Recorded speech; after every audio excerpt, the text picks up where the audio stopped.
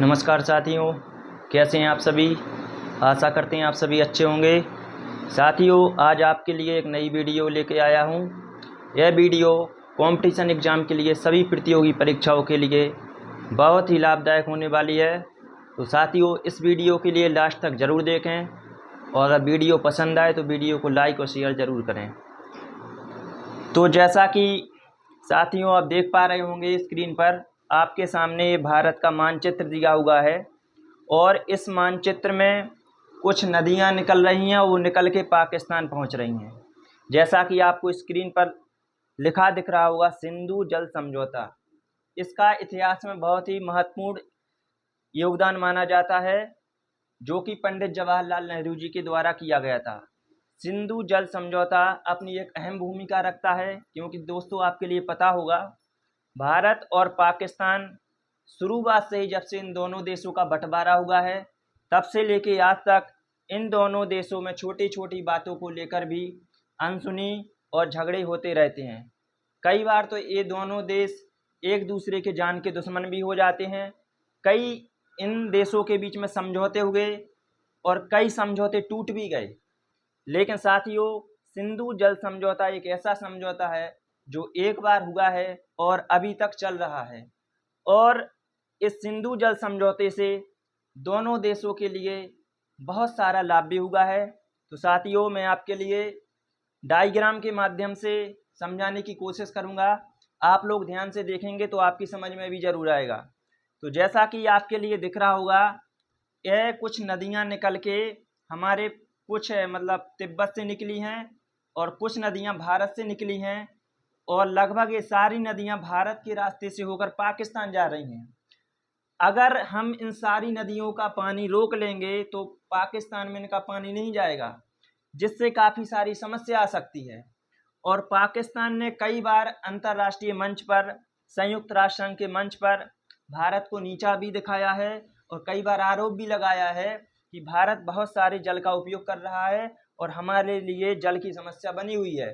तो उसके लिए साथियों, 1960 में सिंधु जल समझौता हुआ था दोनों देशों के बीच में। कैसे हुआ आइए बताते हैं। तो आपको सबसे पहले दिख रहा होगा, यह जो मानसरोवर झील तिब्बत यहाँ पर है, यहाँ से जो नदी निकल के जा रही है, साथियों आपको जानकारी होगी, इस नदी का नाम है सिंधु। क्या नाम है इसका? सिंधु नदी। तो यह सिंधु नदी तिब्बत के रास्ते से होते हुए लद्दाख में प्रवेश करी, प्रवेश के बाद फिर जम्मू कश्मीर में आ गई और फिर इसके बाद साथियों यह पाकिस्तान में निकल गई। फिर इसके बाद क्रम से और भी नदियां हैं जो सिंधु नदियों की सहायक नदियों के नाम से जानी जाती हैं। ये 5 नदियां हैं और ये पांचों नदियां साथियों सिंधु नदी की सहायक नदियां हैं। तो जो सबसे पहली यह नदी जो निकलती है, इसका नाम है झेलम। क्या नाम है साथियों? झेलम। ठीक है, झेलम निकल के आती है, यह बॉर्डर बनाती है थोड़ा, फिर इसके बाद पाकिस्तान में निकल जाती है। फिर इसके बाद साथियों दूसरी नदी है जो, इसका नाम है चिनाब। क्या नाम है? चिनाब। यह चिनाब नदी भारत से निकलती है, फिर यह पाकिस्तान में पहुंच जाती है। इसका नाम क्या है? चिनाब।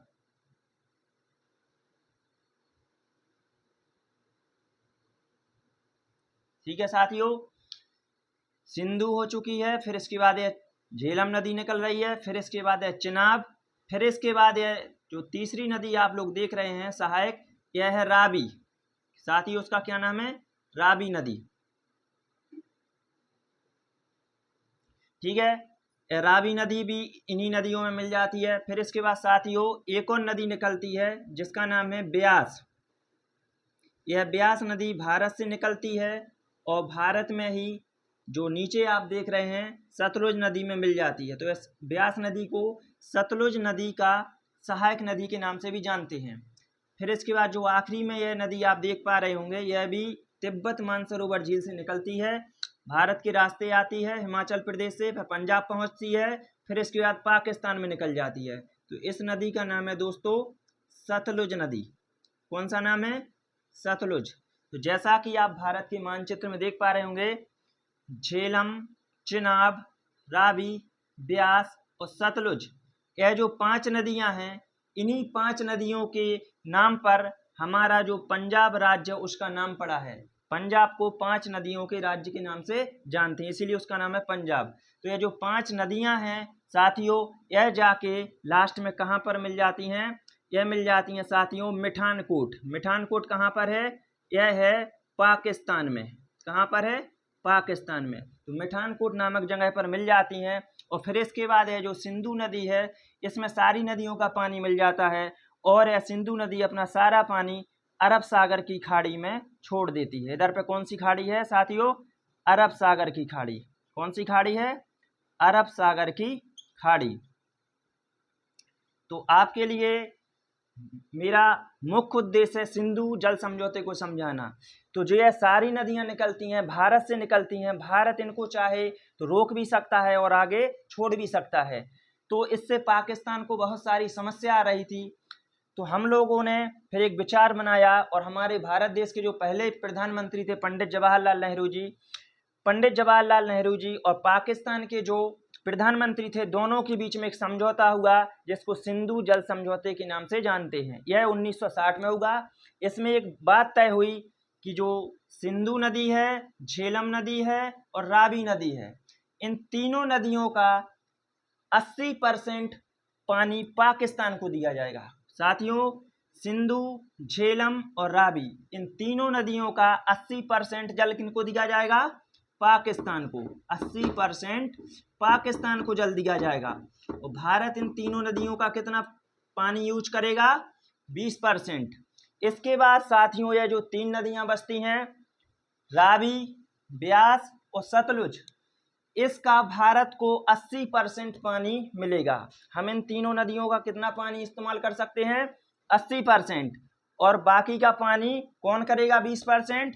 20% यूज करेगा पाकिस्तान। ठीक है, तो 80% कौन करेगा यूज? भारत करेगा।